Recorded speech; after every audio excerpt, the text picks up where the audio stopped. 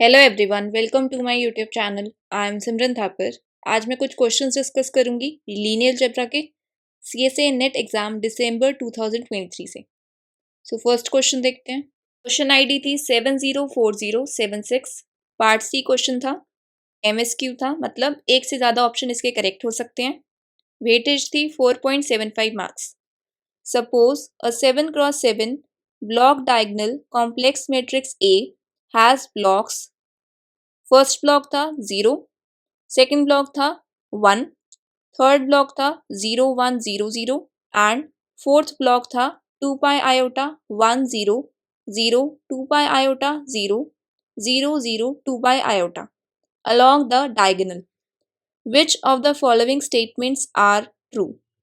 Option 1 was the characteristic polynomial of A is x cube x minus 1 x minus 2 pi iota का cube. Option 2, the minimal polynomial of A is x square x minus 1 x minus 2 pi iota का cube. Third option was the dimensions of the eigenspaces for 0 1 2 pi iota are 2 1 3 respectively. Option 4 was the dimensions of the eigenspaces for 0 1 2 pi iota are 2 1 2 respectively. So solution देखते हैं।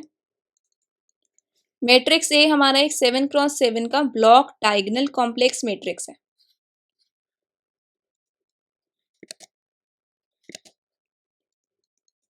Blocks हमें क्या given है? First block is 0, second block is 1, third block is 0 1 0 0 and fourth block is 2 pi iota 0 0 1 2 pi iota 0 0 0 2 pi iota. So एक तरीके से देखा जाए तो ये हमें क्या दे रखे हैं? जॉर्डन ब्लॉक्स दे रखे हैं। जॉर्डन ब्लॉक्स क्या होते हैं?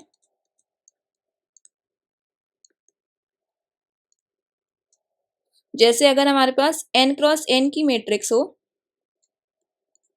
उसमें डायगोनल एंट्रीज हमारी लैम्डा होती हैं, मींस आइगन वैल्यूज होते हैं, और जो सुपर डायगोनल होता है उस पे एंट्रीज होती है 1 1 so on till 1 and rest of the entries are 0। Notation क्या होती है? JN लैम्डा मींस उस ब्लॉक का order and eigen value. So यहाँ पे हमें कैसे गिवन है?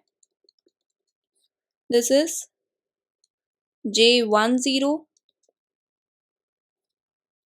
J11 J20 and J2 2 pi iota J1 2 pi iota। First option में हमें क्या पूछा गया? करेक्टरिस्टिक पॉलिनोमियल ऑफ ए। अब ध्यान से हम यहाँ पे देखें तो हमारी आइगन वैल्यूज क्या क्या है? एक आइगन वैल्यू 0 है, 1 और 2 pi iota. So eigen values are 0 1 and 2 pi iota. अब नेक्स्ट हमें देखना है arithmetic multiplicity means AM। AM का मतलब क्या है कि आइगन वैल्यू 0 हमारी कितनी बार आ रही है। यहाँ से जब हम देखते हैं तो हमारी आइगन वैल्यू 0 कितनी बार आ रही है? एक बार, 2 बार, 3 बार। तो 3 बार आ रही है। आइगन वैल्यू 1 कितनी बार आ रही है? एक ही बार आ रही है। 2 पाई आयोटा आइगन वैल्यू कितनी बार आ रही है? 3 बार आ रही है।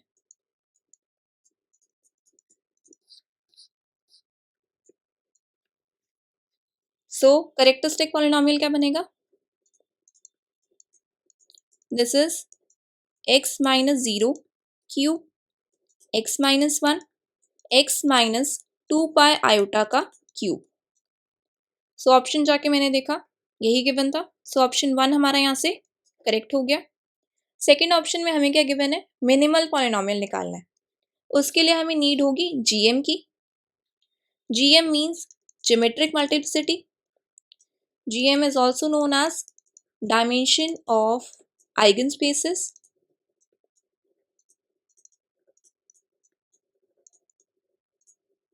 अब यहाँ से हम देखें तो जो हमारी 0 आइगन वैल्यू थी उसके कॉरस्पॉन्डिंग ब्लॉक जो हमें गिवन था वो एक गिवन था J10 और एक गिवन था J20।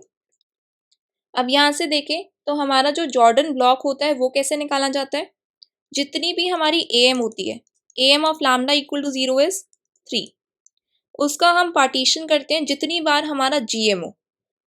अब यहाँ पे GM हमारा 2 होगा, उसका रीज़न क्या है, 3 का पार्टीशन हमें 2 पार्ट्स में करना है, तो वो कैसे होगा 2+1 में। और इसके कॉरस्पॉन्डिंग अब हमारा जॉर्डन ब्लॉक कैसे बनता है, ये बनता है J20, जितना ये पार्ट है ये हमारा ऑर्डर बनता है जॉर्डन ब्लॉक का, ये दिस विल बी J10। सो इस वजह से मुझे पता चला यहाँ से कि मेरी GM लैम्डा इक्वल टू 0 के कॉरस्पॉन्डिंग 2 रही थी, और जब भी किसी आइगन वैल्यू के कॉरस्पॉन्डिंग AM 1 रहता है तो GM भी 1 रहता है। अब नेक्स्ट हमें देखना है 2 पाई आयोटा के corresponding, lambda equal to 2 pi iota, इसके कॉरस्पॉन्डिंग भी मुझे ब्लॉक्स क्या मिल रहे थे, एक था J2 2 पाई आयोटा और एक हमारा था J1 2 पाई आयोटा। सो यहाँ पे भी AM हमारा क्या था, lambda equal to 2 pi iota का 3 था, 2 ब्लॉक्स मिल रहे हैं, यानी कि GM मेरी 2 रही होगी, 2 रही होगी तो 3 को हमने 2 पार्ट्स में ब्रेक करना है, 2+1 इसका पार्टीशन हुआ, इसके कॉरस्पॉन्डिंग ये हमें मिला J2 2 पाई आयोटा और इसके कॉरस्पॉन्डिंग हमें मिला J1 2 पाई आयोटा। सो GM यहाँ पे भी हमारी इसकी 2 आई। सो अब हमें निकालना है minimal polynomial, minimal polynomial of x। Minimal polynomial में क्या होता है, जो हम AM का पार्टीशन कर रहे हैं उसमें जो हाईएस्ट फैक्टर होता है वो हमारी डिग्री बनेगी लैम्डा इक्वल टू 0 के कॉरस्पॉन्डिंग वाले फैक्टर के लिए। तो ये हमारा यहाँ पे 2 आ रहा है, तो this will B x minus 0 square. GM हमारा लैम्डा इक्वल टू 1 के लिए 1 ही था, तो 1 का पार्टीशन सिर्फ 1 ही होगा, so this is x minus 1। Similar manner में lambda equal to 2 pi iota के लिए AM वॉज 3, GM वॉज 2, तो इसका पार्टीशन होगा 2+1, highest vector is 2, so x minus 2 pi iota का स्क्वायर। सो मिनिमल पॉलिनोमियल मैंने जाके चेक करी तो वो मेरी ये नहीं आ रही है, यहाँ पे मेरा क्या आ रहा है x square x minus 1 x minus 2 pi iota का स्क्वायर। सो इस वजह से मेरा ऑप्शन 2 रॉन्ग हो गया। नेक्स्ट पूछा हुआ है dimension of eigen spaces for 0 1 2 pi iota, means GM पूछी हुई है। सो GM हमारी यहाँ पे क्या आ रही है 2 1 2।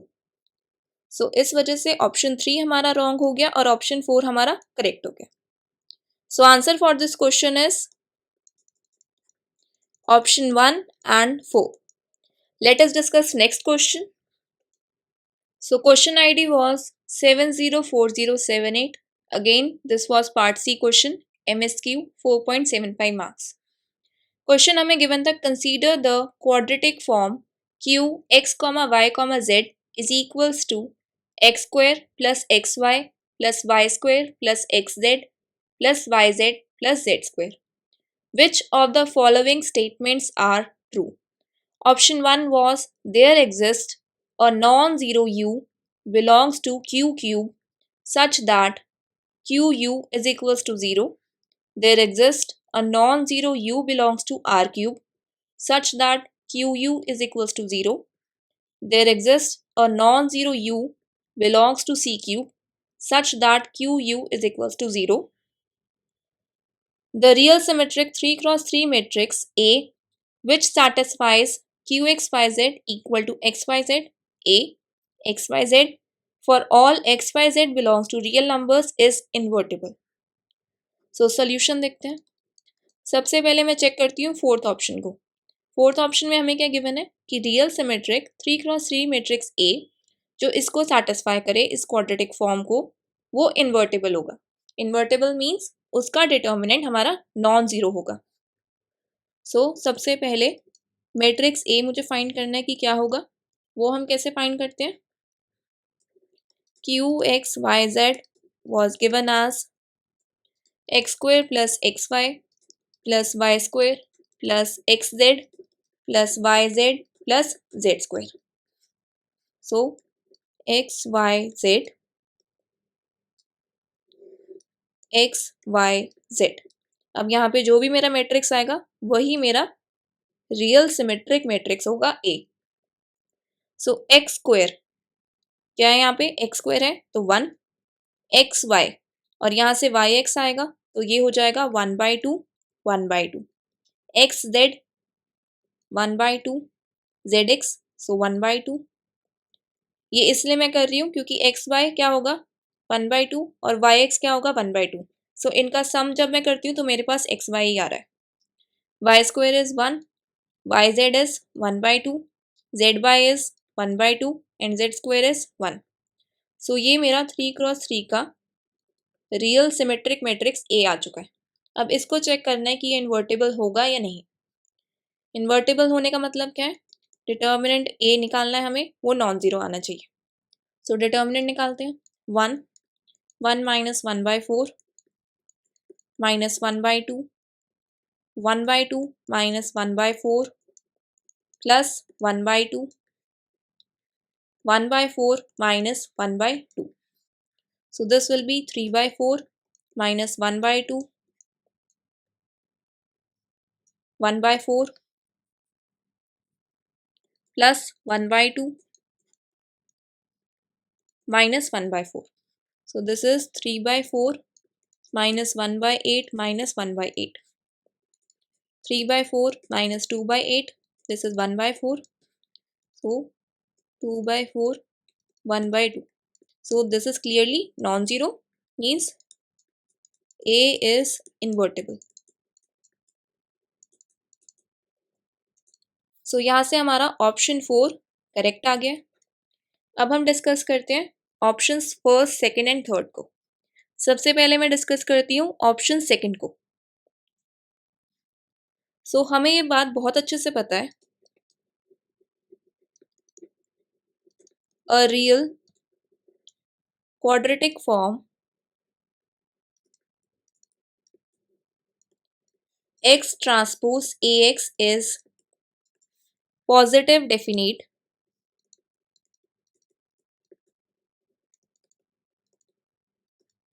if x transpose ax is greater than 0 for all x not equal to 0. और x ट्रांसपोज ax 0 हमारा तभी हो सकता है अगर x हमारा 0 हो जाए. सो यहाँ से जब हम देखते हैं हमें क्या चेक करना होगा कि ये ए मैट्रिक्स अगर मेरा पॉजिटिव डेफिनेट है तो x transpose ax means q x y z. This is x transpose ax. ये हमारा कभी भी 0 नहीं हो पाएगा अगर ये हमारा पॉजिटिव डेफिनेट मैट्रिक्स आ जाता है. सो ए मैट्रिक्स मेरा क्या आया था 1 1/2 1/2 1/2 1 1/2 1/2 1/2 1. सो पॉजिटिव डेफिनेट चेक करने के लिए हम क्या करते हैं, अगर हम लीडिंग प्रिंसिपल माइनर्स इस ए मैट्रिक्स के चेक करें और वो पॉजिटिव आ जाए तो हम कह देंगे कि ये ए मैट्रिक्स मेरा पॉजिटिव डेफिनेट है. Means if leading principal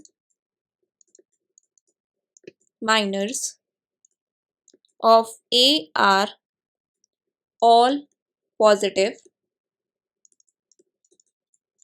means A is positive definite matrix.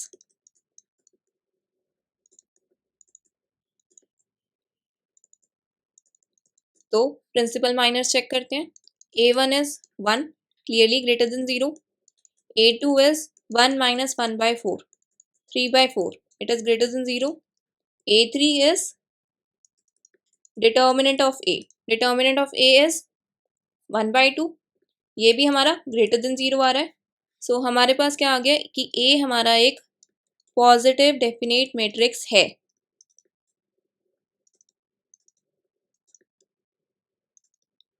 Which means that QU is equals to X transpose AX is greater than 0 for all x not equal to 0।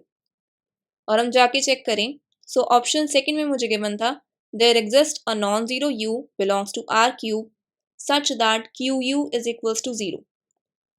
Clearly हमारे पास ऐसा कभी भी possible नहीं है क्योंकि हमारा A positive definite matrix है। सो ऑप्शन 2 रॉन्ग हो गया। अब ऑप्शन 1 भी रॉन्ग हो जाएगा क्योंकि Q क्यूब मेरा R क्यूब का ही सबसेट है। जब R क्यूब के लिए वो पॉजिटिव डेफिनेट है हमारा मैट्रिक्स A, तो Q क्यूब के लिए भी वो पॉजिटिव डेफिनेट ही रहने वाला है। सो उस वजह से हमारा ऑप्शन 1 भी रॉन्ग हो गया। अब हम देखते हैं option 3।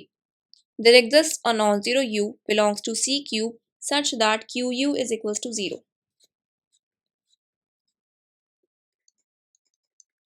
There exists a non-zero u belongs to C cube such that QU is equals to 0. Q x y z हमें क्या गिवन था, x square plus x y plus y square plus x z plus y z plus z square. अब यहाँ पे अगर मैं -1 minus √3 iota by 2 comma 0 comma 1 ये लेके मैं चेक करती हूँ क्या मेरा 0 आ रहा है। 1 प्लस √3 आयोटा बाई 2 का square plus 0 -1 minus √3 iota by 2 plus 0 plus 1। So this will B 1/4 1 minus 3 plus 2√3 iota, यहाँ से -1/2 है और ये +1 है तो ये हमारा +1/2 बनेगा -√3 iota by 2। So this will B -2 और -2/4 -1/2 plus 2√3 iota by 4 will be √3 iota by 2। So clearly ये मेरा 0 आ रहा है। सो इस वजह से हमारा ऑप्शन 3 करेक्ट हो गया। अब मैं आपको ये सिखाती हूँ कि ये एग्जाम्पल मैंने सोचा कैसे कि इसके लिए ये हमारा 0 बनेगा क्वाड्रेटिक फॉर्म। तो उसके लिए मैं क्या करती हूँ कि अगर मैं QXYZ हमारे पास था x square plus x y plus y square plus x z plus y z plus z square, इसमें से x या y या z किसी एक को भी हम 0 ले लेते हैं। मैं क्या करती हूँ x को 0 ले लेती हूँ तो हमारे पास क्या आएगा यहाँ से y square plus y z plus z square equal to 0। अब यहाँ से मैं क्या करती हूँ किसी भी एक फैक्टर को y या z इसमें से किसी भी एक को मैं फिक्स कर लेती हूँ। सपोज कर लेते हैं मैं यहाँ पे y को फिक्स कर रही हूँ। अगर मैं y को फिक्स कर रही हूँ तो मेरे पास ये है z square plus y z plus y square is equals to 0. So this is a quadratic polynomial in z.